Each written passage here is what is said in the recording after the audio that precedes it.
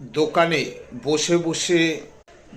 বসে বসে মাছি মারছেন, দোকানে খরিদ্দার নেই, দোকানে কাস্টমার আসছে না।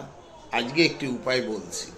এই উপায়টি আপনি কি করবেন, একটি কাচের গ্লাস নিন, কাচের গ্লাসে জল পরিপূর্ণ করুন, তার মধ্যে আপনি একটি লেবু দিয়ে দিন।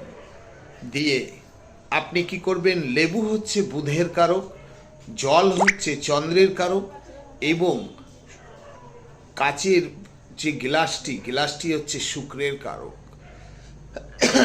তা চন্দ্র শুক্র আকর্ষণ বৃদ্ধি করে, বুধে ব্যবসা বৃদ্ধি করে।